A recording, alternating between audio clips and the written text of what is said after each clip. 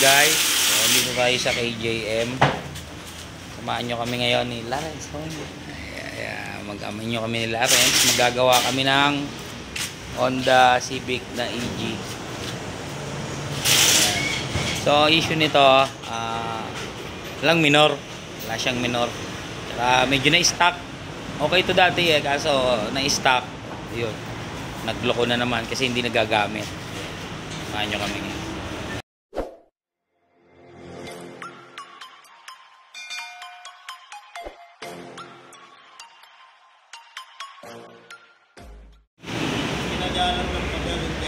Kinagaan nyo lang para mag-start natin. Tingnan natin kung aanda.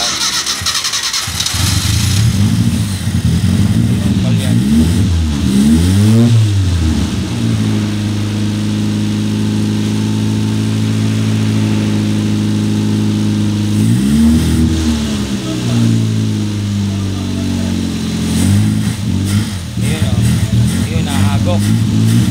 May hagok siya. Bitawan mo gas. Nakabitaw ka sa gas.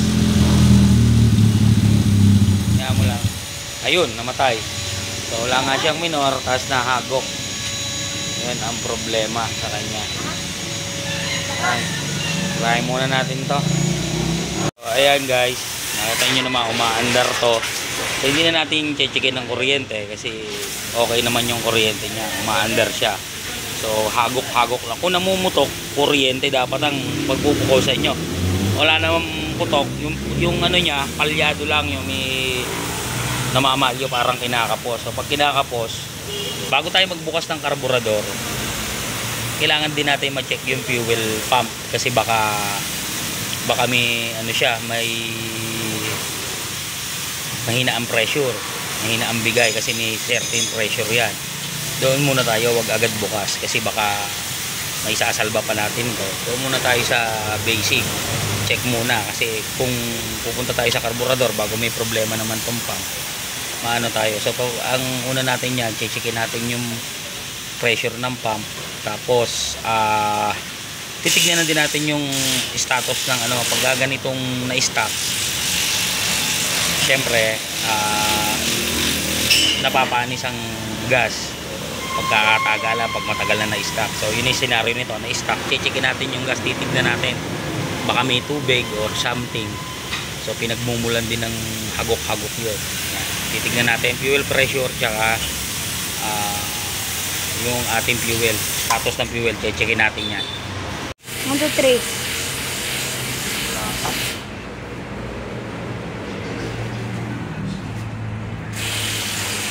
Patayin mo ako.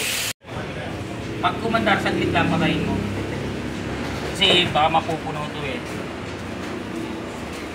Titignan natin kung malakas yun. Oh. Yeah.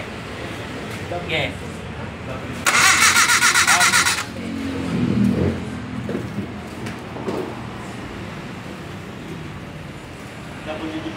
Isa parang diskumpiyado ako rito sa ano mo. Maputla. Panisin na gas. Hindi. Kahit pa, hindi dapat amoy thinner. Okay. Hindi ako dyan. Panis siya.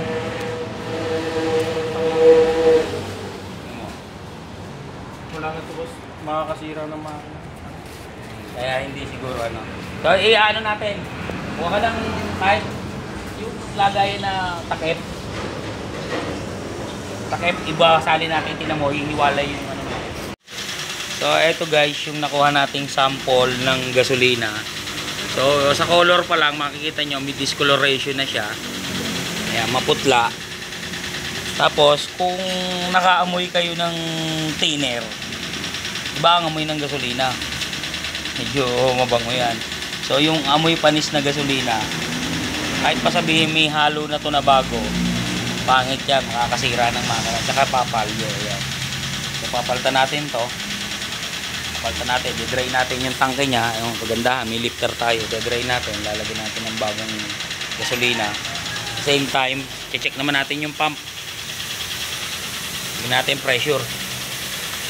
Yan. So, meron tayong vacuum pressure gauge. Lagay natin ito sa lakas ng i-check naman natin yung ano niya, fuel pressure. Yung ano niya, bomba niya.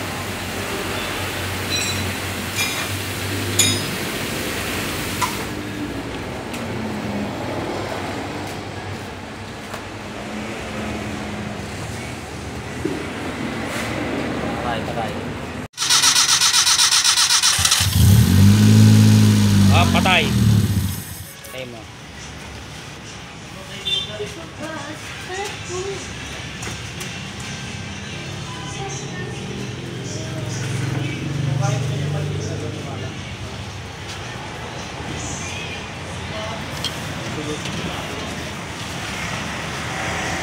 Start mo pisan, siya pa.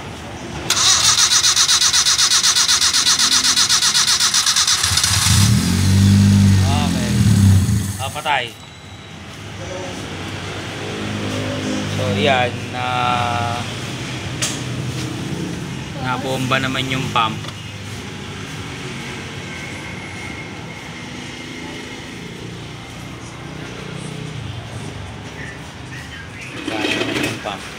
Malakas naman yung pump. I-check na natin. Palitan muna natin ito ng ano. Malakas pa mag-pump yung ano niya, fuel pump. So, ano naman natin, rain muna natin. Magkaalaman bago tayo sa overhaul.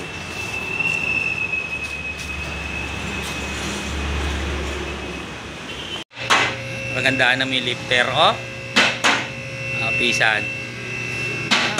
Kaigi na may lifter pag nag-drain.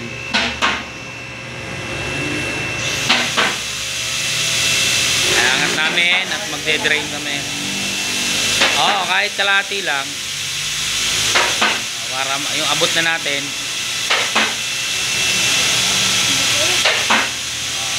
Yan, okay na siguro yan. Nag-lock.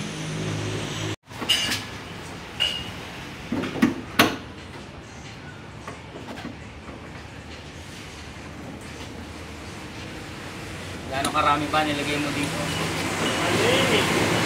500.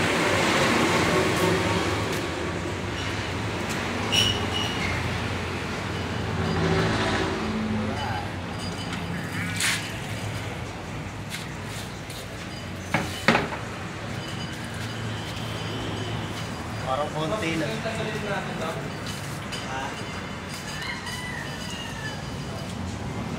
Okay na, ano mo?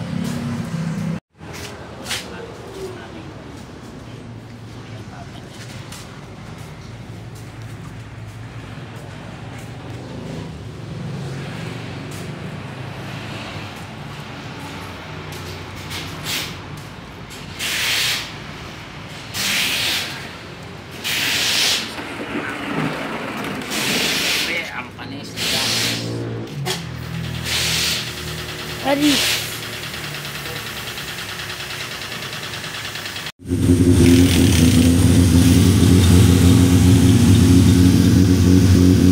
Okay, bitaw.